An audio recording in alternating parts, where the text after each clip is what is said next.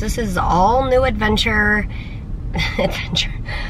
Some people go hiking in Europe. We get a J-tube. Okay, I'm like totally shaking. We just got home. Peter walked in the front door and I didn't hear what he said. I thought he said spider. He said fire.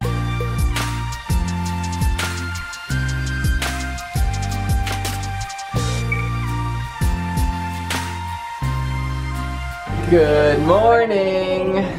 Today is the day we go and meet with the surgeon. So Mary's doing her best, getting in, drinking her coffee. We are gonna leave here in a few minutes. It was, I delayed my coffee drinking for a little longer than usual because of that. You know that morning cough issue? I didn't want to cough and see my coffee again. Do what you gotta do. Today's video has been sponsored by Skillshare, and when they contacted us and said, hey, you know, we enjoyed working with you, do you want to work again?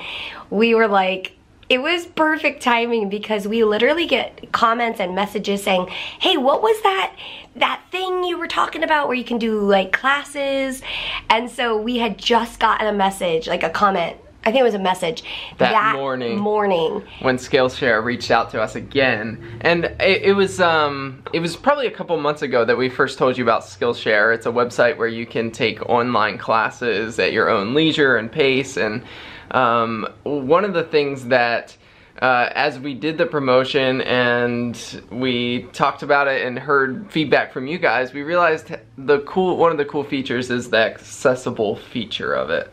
Yeah, so, I mean, specifically for my life and a lot of you guys who also, like, are on a chronic illness journey, there's a lot of time where we're at home and unable to go out. We can't really be a part of, like, a weekly painting class or that sort of thing. Or maybe you or your child is in the hospital a lot. So I think it's awesome that there is a plethora of classes available.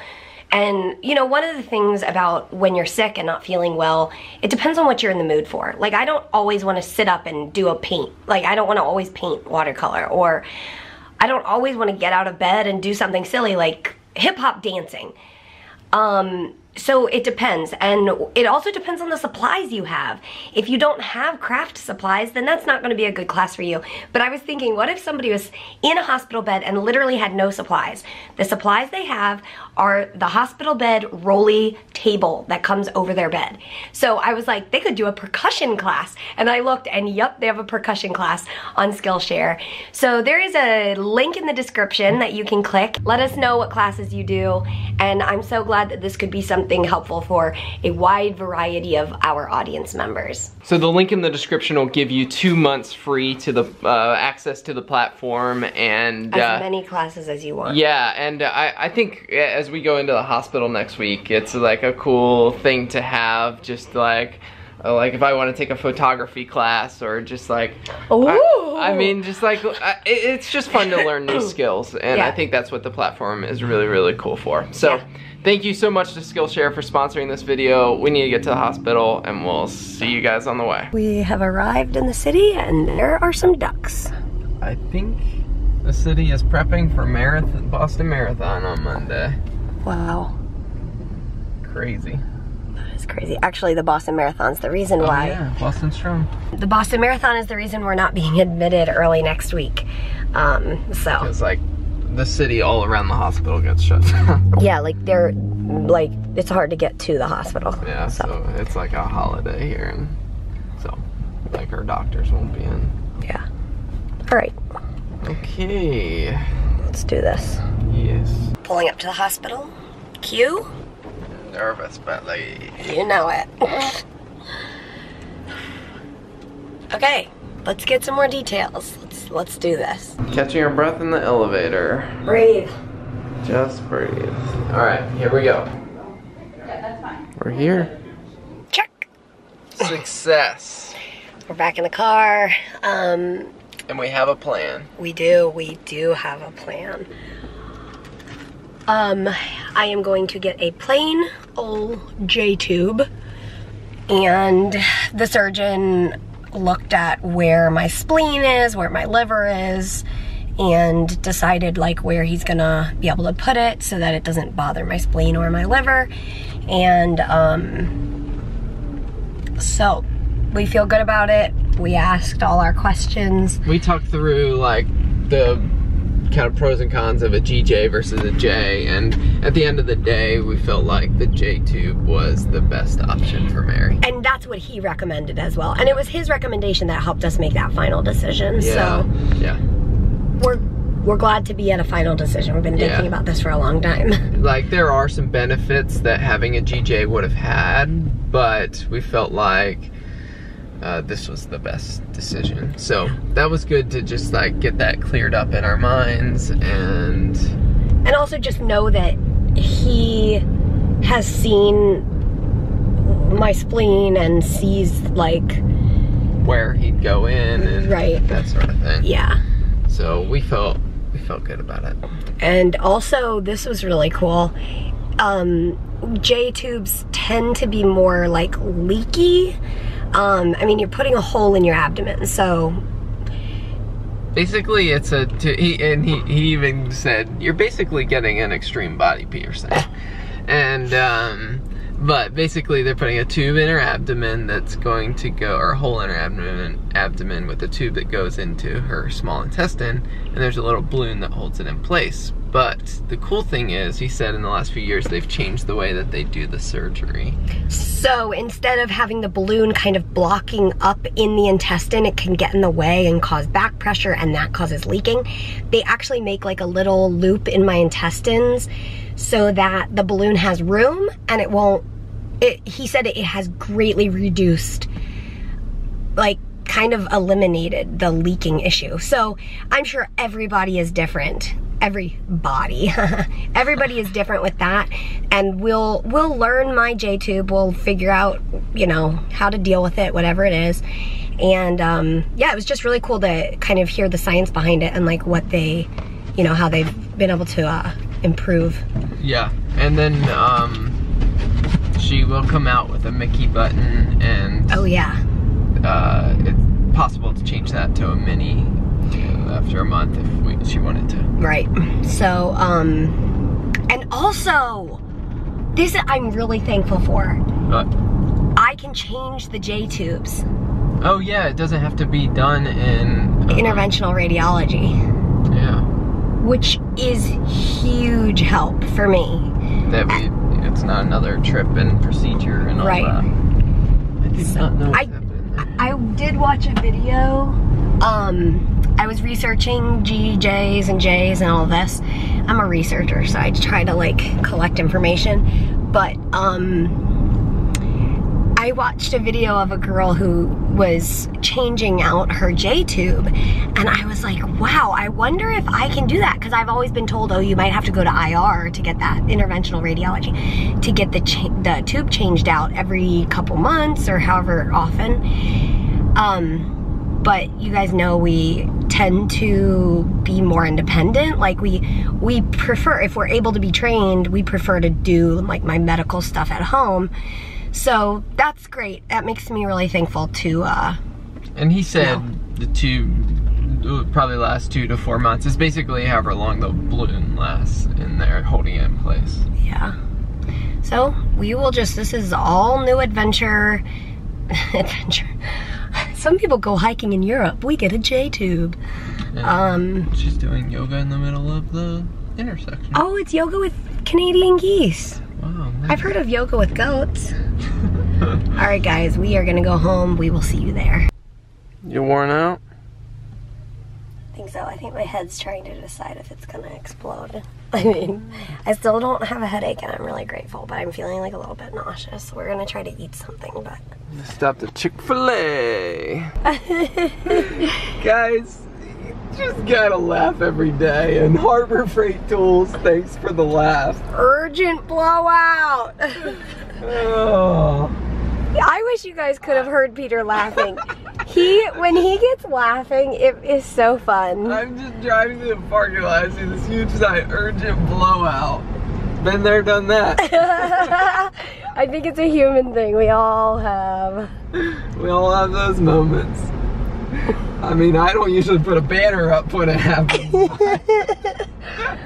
After much traffic, we are almost home, and Mary is... What are you doing, blocking out the haters?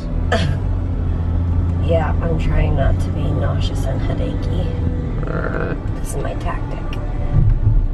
I think I'll be okay once we get home. Okay, I'm like totally shaking. We just got home. Peter walked in the front door, and I didn't hear what he said. I thought he said spider. He said fire. There was smoke in the house, and so I didn't go in. He went in to see like where the fire was, and there was like something went wrong in the basement, but it seems to be done, but it like, I don't even know. So I'm like shaking, but I called, well, I had already dialed 911, and oh my goodness, I'm shaking. Careful, there's glass here. Okay. Just for Ollie. Oh, okay. I had already dialed 911, but then Peter said, no, it's fine. It is done. Nothing's burning. And they said, just call back if you need us to come out. Oh. Okay. Are you okay? Yeah. Okay, I am going to be staying outside for now, just because we're airing out the entire house. Every single window and door are open. So I don't even know what we said, but basically there was a can of wood stain down in the basement, and we're not sure exactly how or why or when, but between the time we left to the time we got back, apparently the stain kind of combusted, I guess. The furnace is in the basement, so maybe that is the reason, but the only damage is just kind of an old piece of furniture that was down there, and so that's totally fine that it's broken and burned, but there is a light switch on the wall that got like melted, so we're going to have somebody look at that and take care of that, whatever needs to happen. But when we were, you know, I just walked through the house quickly, and I noticed like this black soot looking, like really fine, just looked like a layer of like ink or something. It was just like a fine layer. So we're gonna contact our friend who works for like people who clean up after this sort of thing. So we're gonna talk with him and just find out if he thinks we can just wipe the walls and do all that, or if he thinks we need to have somebody come out. So we're getting it taken care of. I'm really thankful that it was as minor as it was.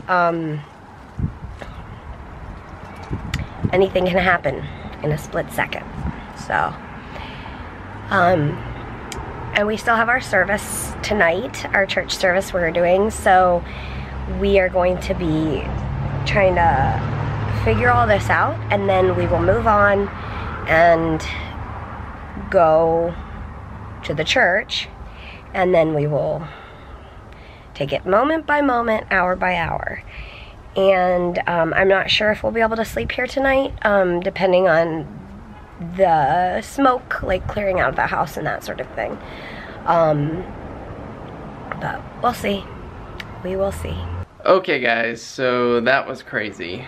It turns out I had been staining that cross last night, and I cleaned up with some rags, and usually I'm pretty like careful with my... You were careful. You threw well, I threw away my stain paintbrush that I used on the cross, and I threw it away outside, but there were a couple rags I cleaned up with that I think I set right inside the door. There was like a cabinet there, like an old wood cabinet from actually our old kitchen here, and I had set them there, and they, like, wood stain on rags can self-combust, and that's what happened. And so it just like burnt that wood cabinet, and the can of stain was sitting there, and it combusted, it blew up. Thankfully we have a neighbor who does like home fire, water, cleaning and that sort of thing, and so he came over and he said we're super lucky that the house looks good. There's not a whole lot of evidence of smoke, and so he said just air that house out for the weekend, and like already the smell is like, yeah, I mean, like I'm in the house gone now and it's not bad at all. Yeah, so like it smells like a campfire. Yeah.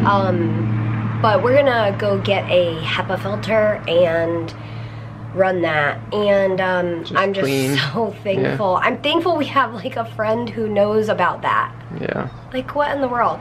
But anyway, so whew, I did not expect that. Yeah.